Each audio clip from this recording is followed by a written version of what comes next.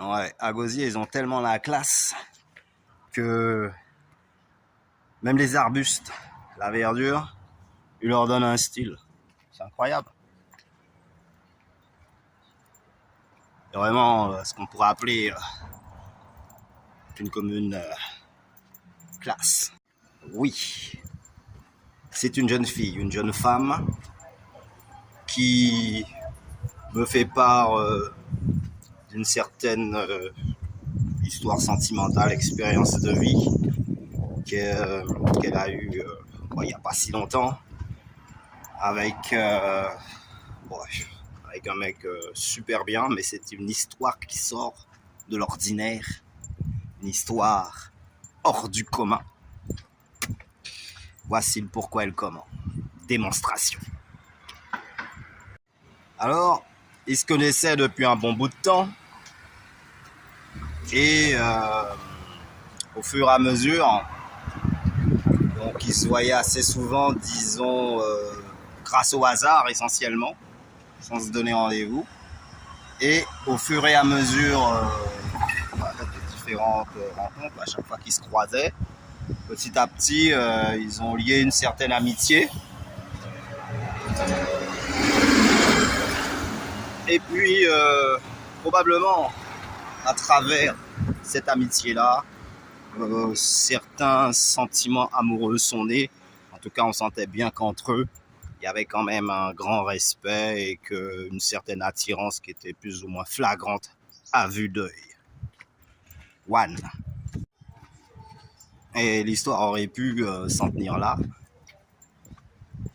Sauf que, évidemment, facteur humain. Et voilà que, tout d'un coup, il commence à s'avouer plus ou moins les choses. Donc, lui, il avance un pion, jusqu'à ce qu'il n'y ait plus aucun pion dans la partie, quoi. Et là, il a bien fallu se dire les choses concrètement. Quand je vous dis que rien n'est simple dans ce monde, c'est pas une blague. Alors le hasard fait qu'ils continuent à se croiser, que chaque fois qu'elle a besoin de quelque chose, lui il est présent autant que possible, mais il essaie de pas trop lui montrer que il faut que ça commence de suite, quoi. C'est-à-dire que le gars il reste quand même un petit peu sur sa réserve pendant qu'elle attend que lui confirme les choses. Mais comme leur rencontre était basée sur le respect, donc pour éviter d'entrer dans une histoire à deux balles qui aurait probablement démarré très fort pour tout de suite se terminer, ils ont préféré continuer sur le chemin de l'amitié. Alors, chemin faisant, ils continuent leur route chacun de leur côté et le temps passe, mais aucun des deux ne se décide à mettre les choses au point. Alors, pour interpréter la chose, en analysant chaque point de vue,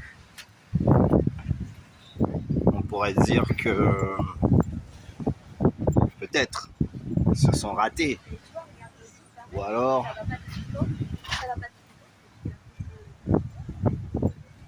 il y avait un peu trop de matière à pétrir, il fallait alléger.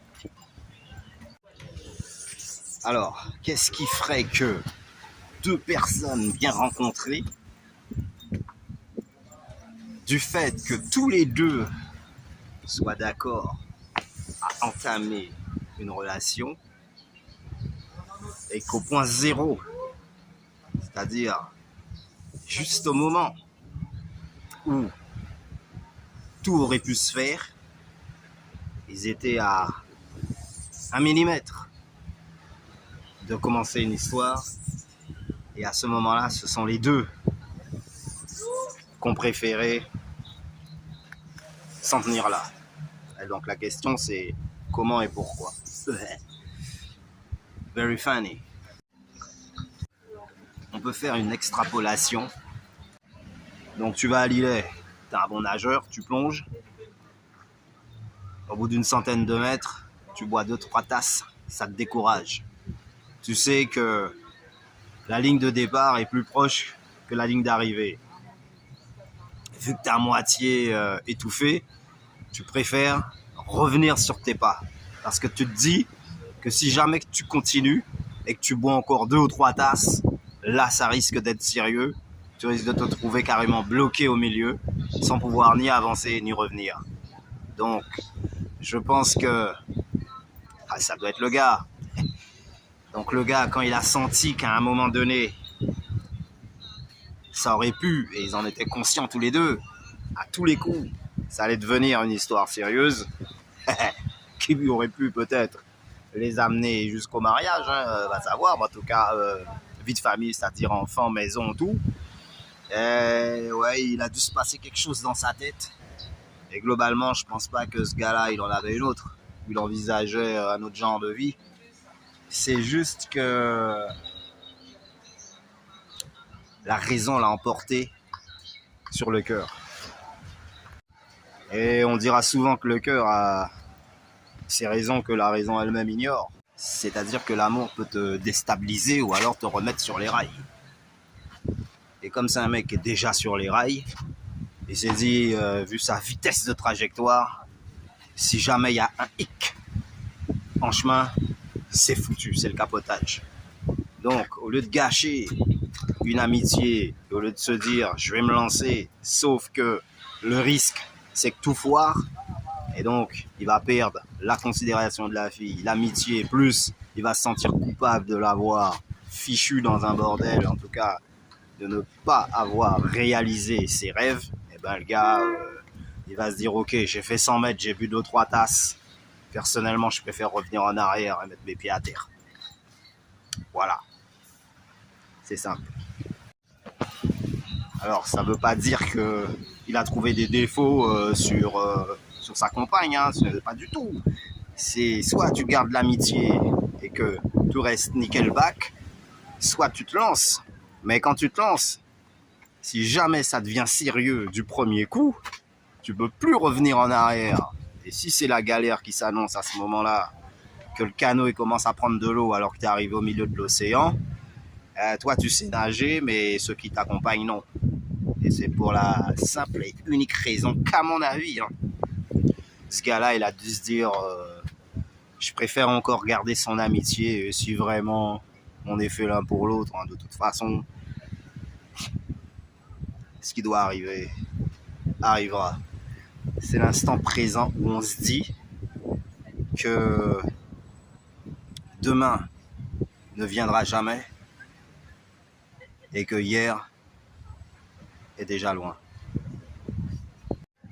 Même si demain ne se lève jamais, une chose est sûre, c'est que hier est déjà loin ou toujours présent. Le temps qui s'efface à des lenteurs sereines.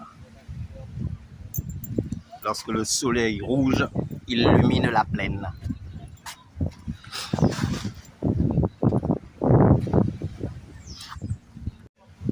C'est le temps qui s'efface à des lenteurs sereines lorsque le soleil rouge illumine la plaine. Et donc, c'est probablement la fin d'une saison qui peut-être n'annonce rien de bon. Sûr et certain, car dans la vie, il faut savoir faire le bon choix. Et parfois, vaut mieux revenir en arrière, prendre son élan pour mieux sauter, au lieu de sauter sans élan et se retrouver au fond du ravin, quoi, au fond du trou, quoi.